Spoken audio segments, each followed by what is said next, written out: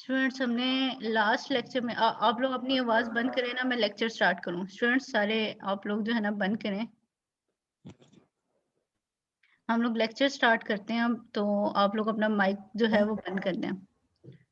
अच्छा students, last lecture के अंदर हमने सेकंड ऑर्डर एक्शन जो है वो स्टार्ट किया था। हमने कहा था जब कंसंट्रेशन टर्म की पार्ट 2 हो और रेट डिटरमाइनिंग स्टेप के अंदर या रेट लॉ एक्सप्रेशन के अंदर वो पार्ट हमारे पास 2 आ जाती है, तो हम उसे क्या कह देते हैं, ये सेकंड ऑर्डर एक्शन है। सेकंड ऑर्डर एक्शन का जो फर्स्ट केस था, जब initial concentration of two reactant हमारे पास सेम थी या इक्वल थी, वो तो हमने जरा डिटेल में कर लिया था। ठीक है, अब वहां से जब हमने डिटेल में उसको किया, तो उसके बाद अगर हम इक्वेशन देख लें, मैं जस्ट पीछे आप लोगों को थोड़ा सा दिखाना चाह रही हूँ। ये फर्स्ट ऑर्डर था, उसके बाद कहीं ऊपर चला गया। अच्छा बहुत ऊपर नीचे चला गया मुझसे। तो ये हमारे पास क्या था कि सेकंड ऑर्डर की इक्वेशन निकाली हमने, ये वाली, कि जब इनिशियल कंसंट्रेशन हमारे पास क्या थी, दोनों की सेम थी, हमने स्केयर ले लिया इसका, और जब इसकी इंटीग्रेशन की, ठीक है, सेपरेशन ऑफ वेरिएबल्स किया और उसके साथ इंटीग्रेशन की, तो इंटीग्रेशन के लिए ये जस्ट उसको सॉल्यूशन दिया गया था। मैंने आपको कहा था कि आप लोगों ने इस बाहर वाला जो माइनस है इसको कंसिडर नहीं करना आप लोगों ने, और अंदर वाले, अगर हम आप इसको कंसिडर नहीं करते तो अंदर वाली इक्वेशन जो है हमारे पास बड़ी इजीली सॉल्व हो जाती है, कि ये -2 + 1, यानी ये होता क्या है, रूल के अंदर क्या है कि जो भी टर्म है उसके ऊपर जो पावर है वो n बन जाती है और उसके साथ +1, और वो जो ऊपर वाली पावर है वही एक दफा नीचे आ जाती है। तो यहाँ पे -2 आ रहा है हमारे पास, कि ये 2 जो था स्केयर था, लेकिन ये डिनोमिनेटर में था, तो ये ऊपर गया तो ये -2 बन गया। तो इसलिए यहाँ पे क्या था, -2 + 1, और नीचे भी हमने जैसे इसी को लिखा -2 + 1।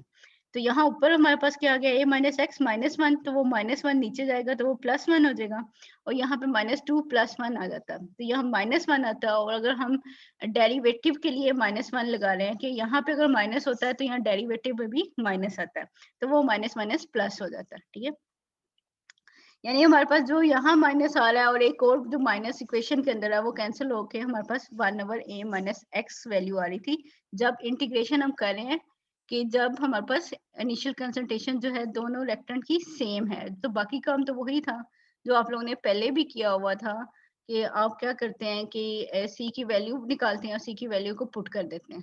ठीक है, और फाइनल इक्वेशन हमारे पास आ जाती है। इसके बाद हमने क्या किया कि वैल्यू निकालने के बाद आपने देखा कि ये स्ट्रेट लाइन इक्वेशन है, और जो है अगर इसमें इंटरसेप्ट है तो वहां से इंटरसेप्ट की वैल्यू आ जाती है, स्लोप की वैल्यू निकाल लेते हैं। और साथ साथ उसके बाद हमारे पास एक मेन इंपॉर्टेंट पैरामीटर आता है कि हाफ लाइफ कैसे निकालनी है। तो हाफ लाइफ आपने जब x की वैल्यू को हाफ पुट किया, तो जहां जहां x था वो वैल्यू पुट करें, तो इसकी वैल्यू इन दी एंड हमारे पास क्या आ रही थी, कि half life of second order action is inversely proportional to initial concentration of reactant. ठीक है, अब ये है कि जब अ, आप देखोगे कि जो सेम कंसंट्रेशन है उसके लिए तो हम हाफ लाइफ निकाल लेते हैं इजीली। जब हमारे पास ए और बी की कंसंट्रेशन डिफरेंट आ जाती है, जो कि हमने ये वाला केस देखा था सेकंड वाला, तो हम लोग मोस्टली इसके लिए जो है ना हाफ लाइफ नहीं निकालते। क्यों? कि अब हमारे पास क्या है कि 2 कंसंट्रेशन है, तो या तो फिर हमें दोनों के लिहाज से देखनी पड़ेगी क्या चेंज आ रहा है, क्योंकि दोनों डिफरेंट हैं। तो उसके लिए अगर आपको सेकंड ऑर्डर रिएक्शन के लिए अगर हाफ लाइफ कहा भी जाए, तो आपने यही कंसीडर करना है कि दोनों रिएक्टेंट की इनिशियल कंसंट्रेशन हमारे पास क्या है, सेम है। ठीक है, अब हम इसको थोड़ा सा दोबारा देख लेते हैं, सेकंड वाला case, when the initial concentration of the two reactant are not equal. इसका मतलब है ए की कंसंट्रेशन हमारे पास ए है और बी की कंसंट्रेशन हमारे पास क्या है, बी है, जब टाइम 0 है। जब कुछ टाइम गुजरने के बाद ये क्या बन जाएगी, a - x और b - x, और प्रोडक्ट हमारे पास x आ गई। तो वही काम करेंगे कि रेट लॉ को लिखेंगे, कि रेट लॉ के अंदर क्या होता है कि rate of reaction is directly proportional to the molar concentration of reactants. यहाँ पे ए और बी था, उनकी कंसंट्रेशन लिखी, दोनों का पार जो है वो 1 है, तो इसीलिए ये हमारे पास जब इसका सम लेंगे तो हमें पता है ये 2 आ जाएगा। हमने क्या किया, जो 2 वेरिएबल्स हैं a - x और b - x, इनको सेपरेट कर लिया, इनकी इंटीग्रेशन कर ली। अब अब पहले देखो, पहले वाली इक्वेशन में हमारे पास सिर्फ क्या था, a - x का स्क्वायर था, यानी a की टर्म थी उसका स्क्वायर था, लेकिन अब क्या हो गया, यहाँ 2 टर्म आ गई है।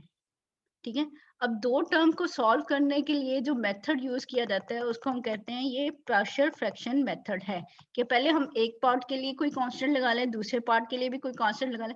अगर यहाँ पे तीन टर्म होती, जैसे थर्ड ऑर्डर एक्शन हो जाता है, तो ये अगर तीन टर्म होती तो यहाँ हम तीन कांस्टेंट यूज कर रहे होते। ठीक है, अब हमारे पास दो वैल्यूज हैं जो कि अब डिफरेंट वैल्यूज हैं, डिनोमिनेटर में है और आपस में मल्टीप्लाई हो रही हैं, तो उनको सॉल्व करने के लिए हम पार्शियल फ्रैक्शन मेथड का यूज करते हैं।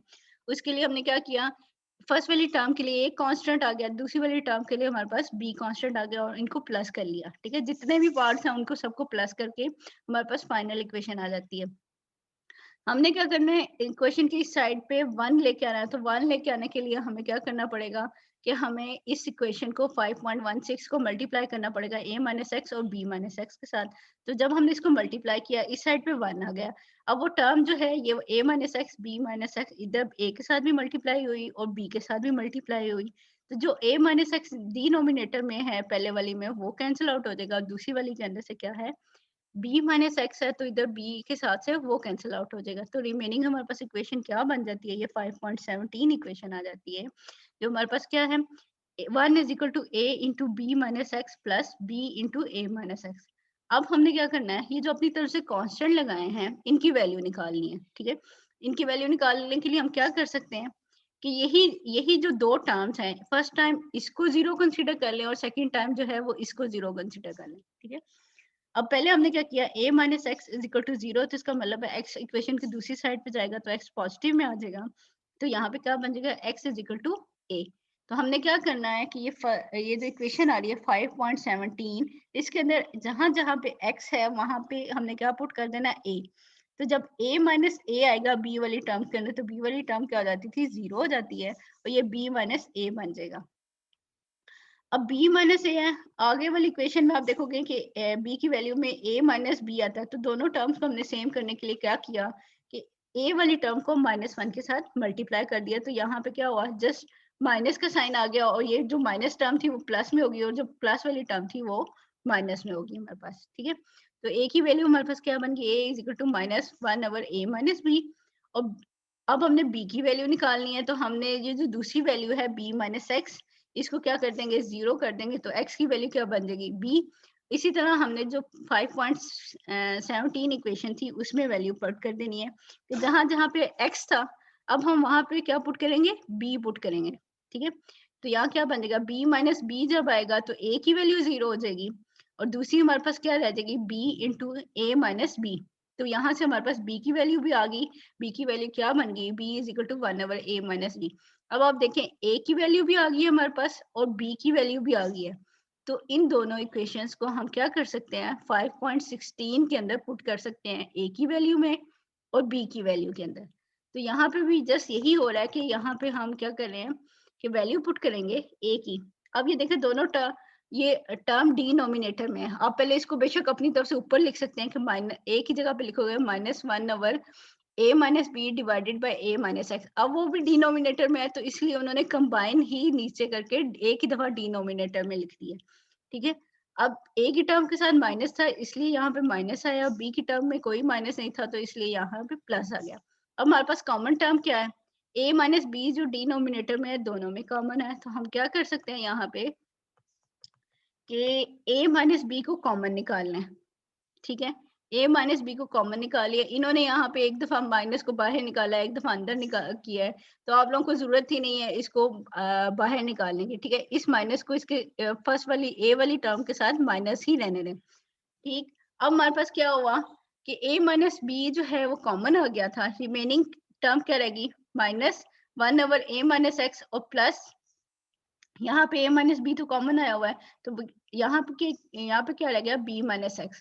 अब हम इसकी इंटीग्रेशन कर लेते हैं। ठीक है, इंटीग्रेशन के लिए कर्ल का साइन होता है, जब इंटीग्रेशन आती है तो साथ dx भी आता है। मीन जो पहले वाली इक्वेशन हम यूज कर रहे थे वही इक्वेशन हम दोबारा लिख रहे हैं कि अब हम इसकी इंटीग्रेशन करते हैं। जब इंटीग्रेशन करेंगे जो कांस्टेंट टर्म होती है उसकी तो इंटीग्रेशन नहीं होती। ठीक, हमने अब ये देखो कि ये वही टर्म है जो फर्स्ट ऑर्डर रिएक्शन के लिए टर्म थी कि 1 ओवर a माइनस एक्स। ठीक है, तो इसका सोल्यूशन हमने क्या निकाला था, इसका सोल्यूशन हमने निकाला था कि ये हमारे पास आ जाता है माइनस लॉग नेचुरल ए माइनस एक्स की मीन डिनोमिनेटर में आपके पास कोई टर्म है तो वो हमारे पास उसका उसकी वैल्यू क्या आ जाती है कि अगर यहाँ पे माइनस है तो माइनस के साथ आएगा, अगर यहाँ पे प्लस है तो वो प्लस के साथ लॉग नेचुरल की टर्म आती है। ठीक है, अब ये माइनस में है तो यहाँ पे क्या आना चाहिए, माइनस लॉग नेचुरल ए माइनस एक्स। लेकिन जो माइनस था और एक ये वाला जो माइनस था, ठीक है, जो इधर यहाँ पे इक्वेशन में माइनस था तो माइनस माइनस हो गया प्लस, लेकिन यहाँ पे इक्वेशन में क्या है, प्लस है। ये इन्होंने वैसे माइनस लगाया, आप लोगों को इसकी डिटेल में जाने की जरूरत नहीं है। आप ये देखें यहाँ पे इक्वेशन में क्या था, प्लस। जब इसकी इंटीग्रेशन करोगे तो b माइनस एक्स का आंसर क्या आना चाहिए, minus log natural b minus x. ठीक है, ये माइनस में और ये प्लस में है तो आंसर हमारे पास क्या आएगा, इन दी एंड माइनस में आएगा। ठीक है, तो ये माइनस हमारे पास क्या बन गया, minus log natural b minus x. तो ये इक्वेशन है एक्चुअल में हमारे पास। और दूसरी साइड पर अगर k dt था तो इंटीग्रेशन इस साइड की होगी तो ये क्या बनेगा, kt और प्लस c आ जाएगा। अब हम इस इक्वेशन को क्या कर सकते हैं कि हम इस इक्वेशन को, आपको पता है जो माइनस में टर्म होती है लॉग नेचुरल में, वो क्या हो जाती है, डिनोमिनेटर में चली जाती है। तो इसकी इक्वेशन क्या बन गई कि 1/a minus B into log natural a minus x divided by b minus x is equal to K T plus C. वही काम करेंगे जो पहले हमने किया कि c की वैल्यू निकालें। जब टाइम 0 है तो x की वैल्यू 0 है तो यहाँ पे जो है x की वैल्यू भी 0 हो जाएगी और टाइम वाली टर्म भी 0 हो जाएगी। तो हमें पता चल गया कि c की वैल्यू क्या है, 1/a minus B into log natural a/b रह जाएगा। यहाँ पे c की वैल्यू पुट करेंगे इस साइड पे इक्वेशन में, ये जब वैल्यू पुट होगी तो पॉजिटिव में आएगी, दूसरी साइड पे जाएगी तो क्या होगा, ये टर्म सारी की सारी नेगेटिव हो जाएगी। तो यहाँ पे इन्होंने यही किया है, पहले पॉजिटिव लगाया, इक्वेशन को दूसरी साइड पे लेके गए तो यहाँ पे क्या लगेगा, सिर्फ के टी और ये टर्म सारी माइनस। अब फिर हमारे पास 1/a माइनस बी इस टर्म में भी है इस टर्म में भी है तो ये कॉमन आ गया। ठीक है, रिमेनिंग क्या रह गया, लॉग नेचुरल वाली टर्म्स और वो भी माइनस के साथ। इसका मतलब है पहले तो आ गया हमारे पास log natural a minus X और b माइनस एक्स। अब ये a और b कहाँ से है, ये वाले हैं। आपको पता है लॉग नेचुरल में a वाली टर्म कौन सी आ रही है, नेगेटिव में आ रही है, तो इसका मतलब है लॉग नेचुरल a क्या होगा, डिनोमिनेटर में चला जाएगा। अब ये जो b है वो डिनोमिनेटर में है लेकिन माइनस के साथ है तब तो वो क्या हो जाएगा, पॉजिटिव हो जाएगा। ठीक है, ये और माइनस माइनस पॉजिटिव हो जाएगा, मीन ये जब ऊपर जाएगी तो माइनस होगा और ये वाला माइनस के साथ ये पॉजिटिव बन जाएगा तो लॉग नेचुरल इक्वेशन के ऊपर चला गया। तो ये इसकी फाइनल इक्वेशन है। चाहे ये 1/a माइनस बी को आप क्या कर सकते हैं, इक्वेशन के इस साइड पे लेके आएंगे तो आप जब इक्वेशन का ग्राफ बनाएंगे तो y वाली टर्म हमारे पास क्या आ गई कि ये कंसंट्रेशन टर्म आ गई। ठीक है, टाइम के साथ हमने ग्राफ बनाना है और a माइनस बी इंटू के जो है हमारे पास वो स्लोप की वैल्यू है, स्लोप की वैल्यू से आप जो है के की वैल्यू निकाल सकते हैं।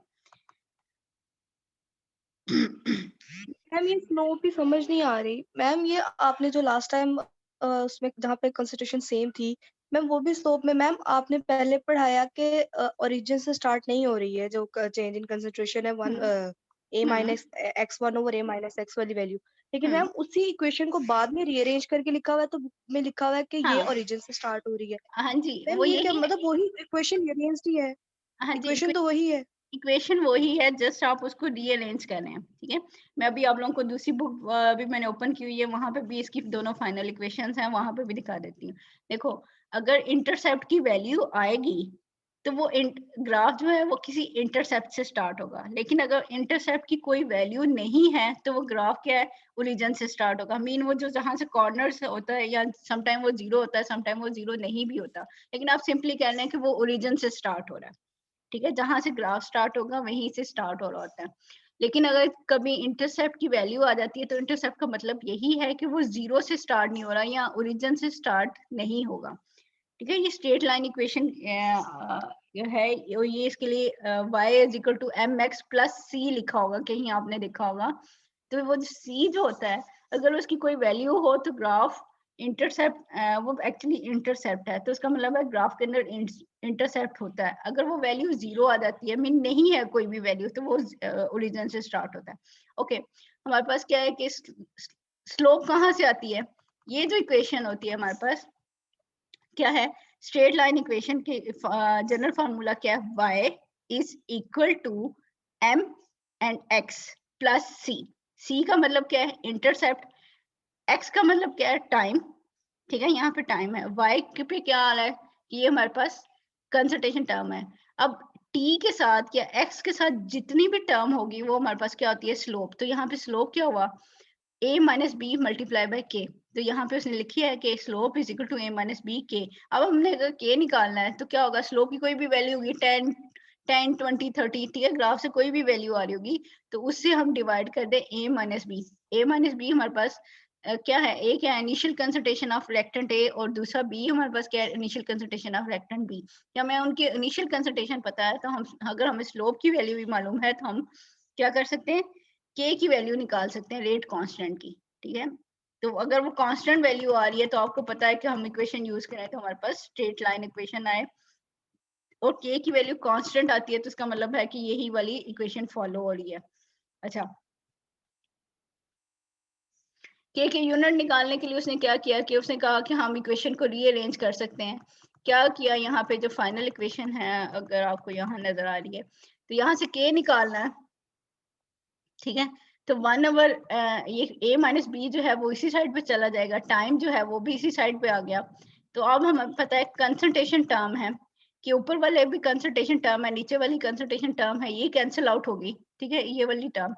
टाइम के लिए क्या होता है, सेकेंड, और a माइनस बी भी हमारे पास क्या है कि कंसंट्रेशन टर्म है, तो डिनोमिनेटर में है तो इसके यूनिट क्या बन जाएगा, पर मोल dm क्यूब पर सेकंड आ जाएंगे। अच्छा, यहाँ पे इन्होंने और क्या दिया हुआ है, अगर आप इसको एक ग्राफ दिया हुआ है कि कंसंट्रेशन का, रिएक्टेंट की कंसंट्रेशन का हमारे पास क्या है, टाइम के साथ ग्राफ बनना है। तो फर्स्ट ऑर्डर में, जीरो ऑर्डर के अंदर क्या है, ये स्ट्रेटली डिक्रीज हो रही है, ठीक। फर्स्ट ऑर्डर के अंदर क्या है, हमने कहा था कंसंट्रेशन ऑफ रिएक्टेंट, अगर आप पिछला याद देखो तो इसी तरह का ग्राफ बनेगा कि कंसंट्रेशन ऑफ रिएक्टेंट जो है एक्सपोनेंशियली डिक्रीज हो रही है टाइम के साथ साथ। अब अगर आप देखो सेकंड ऑर्डर की भी क्या है कि कंसंट्रेशन ऑफ रिएक्टेंट जो है एक्सपोनेंशियली डिक्रीज हो रही है टाइम के साथ, लेकिन जो सेकंड ऑर्डर है और फर्स्ट ऑर्डर को देखें, फर्स्ट ऑर्डर में कम डिक्रीज आ रहा है, सेकंड ऑर्डर में क्या है, ज्यादा डिक्रीज आ रहा है। यानी कि सेकंड ऑर्डर के लिए जो रेट ऑफ रिएक्शन है वो ज्यादा डिपेंडेंट है कंसंट्रेशन पे, कि कंसंट्रेशन में थोड़ा सा भी चेंज आएगा तो रेट ऑफ रिएक्शन के अंदर ज्यादा चेंज आएगा, ठीक है, क्योंकि कंसंट्रेशन का स्केल जो है, ठीक है, स्केल अगर सिंगल में होता तो उसका कम चेंज आता है, मीन डायरेक्टली प्रोपोर्शनल होता वो, कि हम डबल कर रहे हैं तो वो रेट ऑफ रिएक्शन भी डबल होता। लेकिन यहाँ पे अगर हम कंसंट्रेशन डबल करेंगे तो रेट ऑफ रिएक्शन जो है वो 4 टाइम, आप ये समझ लो कि उसके ऊपर इफेक्ट होगा। तो इसलिए यहाँ पे क्या है, हमारे पास ज्यादा इसका इफेक्ट आ रहा होता है। स्टूडेंट मैम ये आप हमें रीअरेंज करने की जरूरत क्यों होती है इक्वेशन को? हम डिफरेंट वे से ग्राफ बना सकते हैं, इसलिए कि हम एक ग्राफ की बजाय हम डिफरेंट वे से ग्राफ बना लें, तो वो इसलिए हम इसको रीअरेंज करें। स्टूडेंट मैंने जो है वो नेक्स्ट बुक वाली खोली है, आपको ये वाली स्लाइड नजर आ रही है या नहीं आ रही स्टूडेंट्स? मैम आ रही है। अच्छा, जिसके ऊपर ये लिखा हुआ है 2 for the same initial concentration, ये नजर आ रही है, सबको आ रही है ना? Yes Yes, ma'am. Okay okay, ये देखें अब मैंने क्या किया, दूसरी वाली इक्वेशन, दूसरी वाली बुक जो थी वो जो मैंने अभी आपको दोबारा सेंड भी किया है, उसके अंदर से ही उसने कहा कि जब सेम इनिशियल कंसंट्रेशन है रिएक्टेंट की सेकंड ऑर्डर के लिए तो एक्सप्रेशन ये था। अब आप दोबारा देखना कि एक फाइनल एक्सप्रेशन हमारे पास ये आ रहा था। उसने क्या कहा कि अगर आप ग्राफ बना लो कि दोनों का कंपैरिजन आ गया, ठीक है, जब इंटरसेप्ट नहीं है तो जब इनिशियल कंसंट्रेशन सेम है तो ग्राफ किसके दरमियान में बन रहा है, x over a minus x का ग्राफ है, तो स्लोप की वैल्यू हमारे पास क्या आ रही है, a इंटू के, और टाइम हमारे पास ये आ गया, ठीक है। लेकिन अगर हमारे पास आप स्लोप की वैल्यू से आप क्या कर सकते हो, रेट कांस्टेंट की वैल्यू निकाल लोगे। अब हमारे पास क्या है, जो सेकंड ऑर्डर की का जो दूसरा केस है, when the concentration of reactant are different, तो अभी जो हमने इक्वेशन निकाली है वो ये इक्वेशन है, ये वाली। तो यहाँ पे क्या है कि जब कंसंट्रेशन टर्म का ग्राफ बन रहा है टाइम के साथ, तो स्लोप की वैल्यू हमारे पास क्या आ रही है, ये माइनस नहीं है स्टूडेंट, ये प्लस है, ठीक है। तो स्लोप की वैल्यू हमारे पास क्या आ रही है, के ए माइनस बी। अगर लॉग नेचुरल की जगह आपको पता है कि सिंपल वाला लॉग यूज करोगे तो वो 2.3 आएगा, अगर वो लॉग नेचर यूज करोगे तो ये नहीं आएगा, अगर लॉग बेस वाला यूज करो तो इसके साथ ये वाली भी आएगी। मीन के हमारे पास हर इक्वेशन की वैल्यू जो होती है वो डिफरेंट होती है। अगर उसमें इंटरसेप्ट नहीं है तो ये ओरिजिन से स्टार्ट होगा, इधर कॉर्नर से। अगर इंटरसेप्ट होगा तो वो थोड़ा सा कहीं, जितनी भी इंटरसेप्ट की वैल्यू होगी वो वहां से ग्राफ स्टार्ट होगा। अगर स्लोप पॉजिटिव होती है, ठीक है, इसके साथ प्लस साइन है, तो ये नीचे से ऊपर की तरफ जाती है। और अगर स्लोप के साथ माइनस मैम इंटरसेप्ट की वैल्यू को खत्म करने के लिए हमने टाइम को 0 किया है, तो ma'am how is it possible कि टाइम 0 और जो हमारा रिएक्शन है वो प्रोसीड कर रहा है? कहाँ टाइम 0 हो रहा है? कहीं भी नहीं टाइम 0 हो रहा। ये स्टार्ट ऑफ रिएक्शन, यहाँ पे ये बात कर रहे हो, ठीक है, ये स्टार्ट ऑफ रिएक्शन है कि मीन बिगनिंग पे क्या है कि हमारे पास, जैसे अब हमारे पास अब ये प्रोडक्ट की कंसंट्रेशन जैसे x है, ठीक है, आपने देखा था कि प्रोडक्ट की कंसंट्रेशन स्टार्ट पे क्या होती है? 0 होती है जब रिएक्शन स्टार्ट नहीं होता। तो आस्ते आस्ते हमारे पास क्या है, प्रोडक्ट की कंसंट्रेशन इंक्रीज होना शुरू हो जाती है। तो ये भी हमारे पास कंसंट्रेशन टर्म ही है ना, तो ये एक्चुअली डिपेंड करे कंसंट्रेशन टर्म के ऊपर। ये ऐसे नहीं कह रहे कि हम टाइम 0 कर रहे हैं तो हमारे पास इंटरसेप्ट 0 आ गया, ठीक है। हम हमारे पास मैम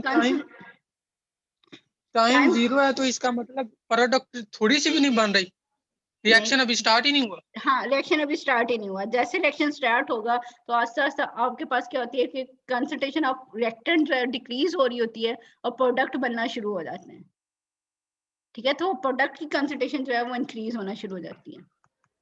यस मैम। ठीक है।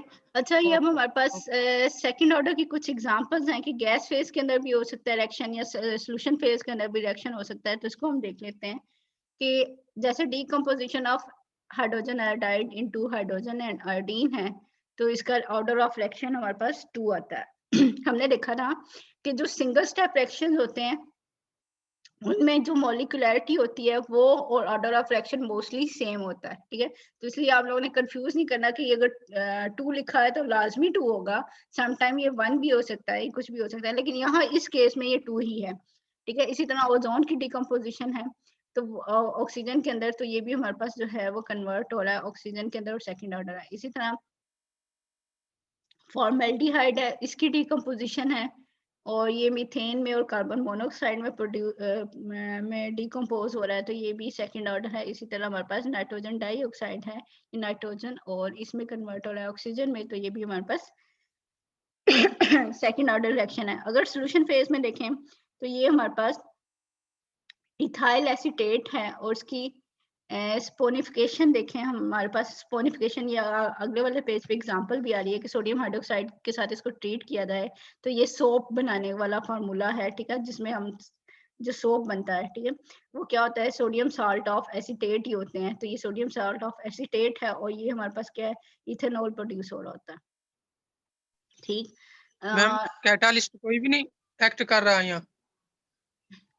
एग्जाम्पल दी, एग्जाम्पल में अगर उन्होंने नहीं दिया तो आप मे भी यहाँ पे कोई कैटलिस्ट हो भी सकता है। अगर यहाँ नहीं है तो इसका मतलब है ये नहीं होगा, या हो भी सकता है लेकिन इन्होंने यहाँ नहीं दिया, ठीक है। कुछ रिएक्शन हो रहा है, इसका मतलब कैटालिस्ट एक्ट कर रहा है या नहीं कर रहा, ये तो पता होना चाहिए था हमें। ठीक है, कुछ ऐसे रिएक्शन होते हैं जो कैटलिस्ट के बगैर होते हैं, कुछ ऐसे रिएक्शंस होते हैं जो कैटलिस्ट की मौजूदगी में होते हैं, ठीक है। यहाँ जैसे उन्होंने एग्जांपल्स दिए हैं उसकी डिटेल नहीं दी हुई, तो अगर कहीं से अगर आप लोगों ने डिटेल देखनी भी है तो कहीं दूसरी बुक से मैं आप लोगों को सर्च करके बता दूंगी, या फिर इसके लिए इंटरनेट से भी हमें जो है आइडिया मिल सकता है इसके बारे में, ठीक है।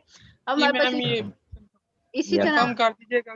ओके, सही है, मैं उसको कर दूंगी। इसी तरह हमारे पास क्या है, सोडियम साल्ट ऑफ ये जो है एसीटेट, अच्छा एसीटेट नहीं है, ये ईथर है, ठीक है। उसका रिएक्शन है हमारे पास मिथाइल आयोडाइड के साथ, तो ये ईथर बनाता है। मिथाइल, एक साइड से मिथाइल लग जाएगा, दूसरी साइड पे इथाइल है और दरम्यान में ऑक्सीजन हो, तो ये हमारे पास इथाइल मिथाइल ईथर बन रहा है। और साथ हमारे पास सोडियम एंड आयोडीन मिल के हमारे पास क्या है, सोडियम आयोडाइड बना रहे हैं, ठीक है। जैसे आपको एग्जांपल दिए है, जैसे आपने जो किया था फर्स्ट ऑर्डर और सूडो फर्स्ट ऑर्डर के लिए किया था ना, कि अगर आपको सॉल्यूशन फॉर्म में अगर कोई एक्सपेरिमेंट दिया गया तो आप उसका कैसे निकालते हैं, ये जस्ट उसकी एक एग्जांपल आप लोगों को दिया है, स्पोनिफिकेशन ऑफ एस्टर के हमारे पास एक एस्टर है, इथाइल एसीटेट है, उसकी सोडियम हाइड्रोक्साइड के साथ ट्रीट कर रहे हैं, तो ये क्या बना रहा है, सोडियम साल्ट ऑफ एसीटेट बना रहा है और इथेनॉल बना रहा है। ठीक है, अब इसके लिए हम कैसे निकाल सकते हैं इसका ऑर्डर ऑफ रिएक्शन या इसकी इक्वेशन कैसे निकालने हैं? एक्सपेरिमेंटली जस्ट उन्होंने आपको ये एक्सप्लेन किया यहाँ पे, saponification of ester with a strong base is a second order reaction. हम करते क्या है, a known volume of standard sodium hydroxide solution is added to a known volume of ethyl acetate के मीन हमें concentration मालूम है दोनों की। Let A and B are the initial concentration of sodium hydroxide and ethyl acetate के A जो है हमारे पास sodium hydroxide की concentration है और B हमारे पास क्या है, ethyl acetate की concentration है। ठीक है, the course of reaction is followed by the withdrawing a small volume of the mixture after definite time interval and titrating the sample with an acid to determine the concentration of unreacted sodium hydroxide। अब हम करते क्या हैं, अब आपको पता है reactant के अंदर सोडियम हाइड्रोक्साइड है, तो जितना ज्यादा रिएक्शन होगा उतना सोडियम हाइड्रोक्साइड कम होता जाएगा। जितना कम रिएक्शन हो रहा है, मीन स्टार्ट पे हमारे पास क्या रिएक्शन क्या हो रहा है कि अगर ये दोनों आपस में कंबाइन नहीं हो रहे, ठीक है, तो अनरिएक्टेड हमारे पास ये सोडियम हाइड्रोक्साइड क्या होगा, ज्यादा होगा। तो उसके लिए जो एसिड यूज करना है हमने टाइट्रेशन के लिए, ठीक है, तो जो टाइट्रेशन के लिए एसिड यूज करना है वो भी हमारे पास क्या होगा, वो ज्यादा यूज हो रहा होगा।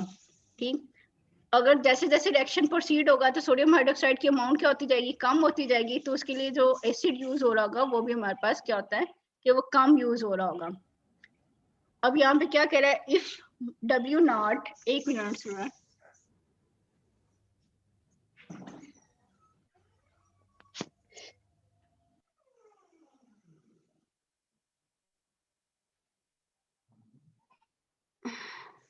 अच्छा, अब हमारे पास क्या है, if W naught is the volume of the standard acid required for the neutralization at the start, के स्टार्ट पे जो वॉल्यूम है वो V नॉट है। ठीक है, VT at times T second के ऊपर और V इन्फिनिट जो है टाइम हमारे पास कंप्लीट हो गया। ठीक है, ये तो आपको पता है कि V नॉट हम क्यों ले रहे हैं, VT क्यों ले रहे हैं और V इन्फिनिट क्यों ले रहे हैं। ठीक है, अब वो ये कह रहा है V नॉट किससे रिलेटेड है, डायरेक्टली प्रोपोर्शनल है इनिशियल कंसंट्रेशन ऑफ A। ठीक है, A हमारे पास क्या था, सोडियम हाइड्रोक्साइड।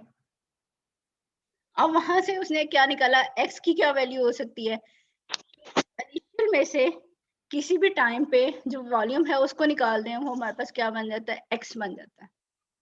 ठीक है, फिर हमारे पास क्या कर रहा है, इनिशियल में से इन्फिनिट पे निकाल दें तो वो हमारे पास क्या है, B की वैल्यू बन जाती है।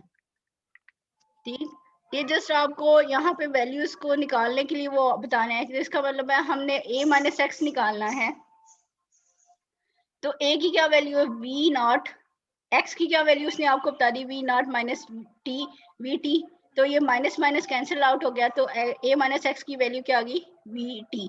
तो यहाँ पे उसने A माइनस एक्स की वैल्यू VT पुट कर दी है। अब उसने इसी तरह B माइनस एक्स की वैल्यू निकाली है, तो वो तो वेला नहीं है।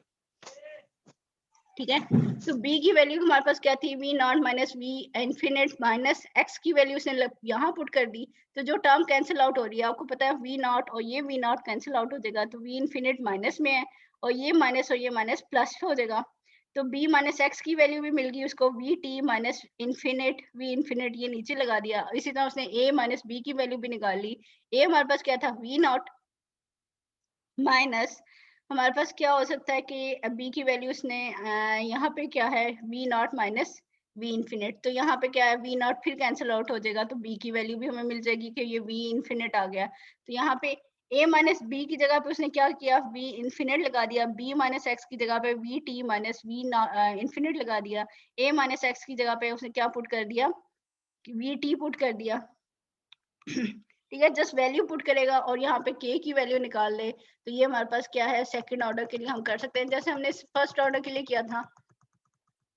इसी तरह वो आपको क्या कह रहा है कि यहाँ पे हमारे पास उसने एग्जांपल दे दी है कि 0 पे वैल्यू है, किसी भी टाइम पे वैल्यू है, इन्फिनिट पे वैल्यू है, तो हम यहाँ पे क्या कर सकते हैं, इन वैल्यूज को पुट करें तो हम K की वैल्यू निकाल सकते हैं। फिर उसने कहा क्या कि ये अगर क्यूबिक सेंटीमीटर में है तो इसको हमने अगर DM क्यूब में कन्वर्ट करना है तो हम क्या कर सकते हैं, इसको वॉल्यूम एंड मोलैरिटी से मल्टीप्लाई कर देते हैं। तो उसने मोलैरिटी की वैल्यू आपको दी हुई है, यहाँ पे वैल्यू कर सकते हैं।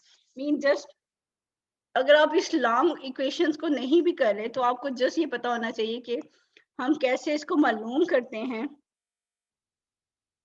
कि हमारे पास हम कंसंट्रेशन ले लेते हैं। ये आगे क्या था इसने, अगर मैं आगे आपको दिखा दूं, आगे उसने क्या किया, हाफ लाइफ वाली इक्वेशन ली है।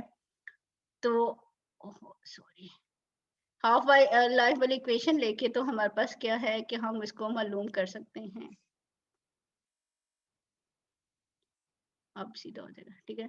हमारे पास ये क्या है, उसने के की वैल्यू दे दी है, ठीक है, इनिशियल कंसंट्रेशन दे दी और उसने आपसे कहा है कि आप हाफ लाइफ को की वैल्यू जो है वो निकालें यहाँ पे, ठीक।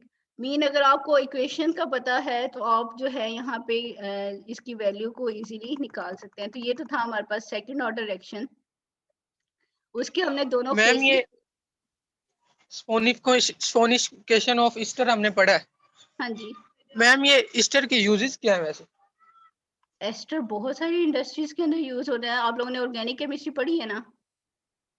जी जी मैम। ठीक है, तो वहाँ पे जब आप देखोगे तो आप अपनी सेकंड ईयर वाली बुक जो है वो निकाल के देख लेना कि कहाँ कहाँ यूटिलाइज हो रहा है। मीन ये एस्टर जो है मोस्टली इनका फूड के अंदर, फूड कलरिंग के अंदर यूज हो रहे होते हैं। मीन फ्रूटी स्मेल होती है इनकी, ठीक है। तो एक जनरल सी एग्जांपल तो इनकी ये है कि वहाँ यूज हो रहे हैं। अब इसी तरह स्पोनिफिकेशन में यूज हो रहे हैं। ये हमारे पास जो डिटर्जेंट बन रहे हैं इंडस्ट्रीज के अंदर, तो वहाँ पे यूज हो रहे हैं। तो मीन इनकी यूटिलाइजेशन बहुत सारी जगह पे होती है। आप मैम ये वैसे ईस्टर की स्पोनिफिकेशन हम क्यों करते हैं वैसे? तो ये सोप बनाने के लिए, देखो जो हमारे पास साबुन हम यूज कर रहे हैं वो किसी ना किसी केमिकल का तो बना हुआ है, ठीक है। या आप जी मैम। कोई भी सब्सटेंस यूज कर रहे हो, जस्ट ये साबुन की बात नहीं करी मैं, ये कोई भी आप केमिकल यूज, एक्चुअली तो वो सारे केमिकल्स ही हैं ना, ठीक है। वो किसी ना किसी सब्सटेंस से मिलके बने हुए हैं। तो ये उन दोनों का रिएक्शन करवाएं तो फिर हमारे पास ये जो है ये सोप प्रोड्यूस होता है, ठीक है। तो वो उसकी एक एग्जांपल दे रहा है कि स्पोनिफिकेशन ऑफ एस्टर से हमारे पास क्या है, वो जो उसका साल्ट है वो हमारे पास सोप होता है, ठीक है। उसके आगे डिफरेंट प्रोसेसिंग होती है। तो सारा इस तरह एक एग्जांपल दिए आपको। स्टूडेंट टाइम खत्म हो गया। जोलॉजी वाले स्टूडेंट जो है अपनी अटेंडेंस ले लें, और दूसरा ये स्टूडेंट आप सेकंड ऑर्डर को आप लोग जो है वो कंप्लीट कर लीजिएगा इस सारे को, ठीक है। और अगर कुछ समझ ना आया तो फिर हम नेक्स्ट टाइम इसको जो है ना वो कर लेंगे।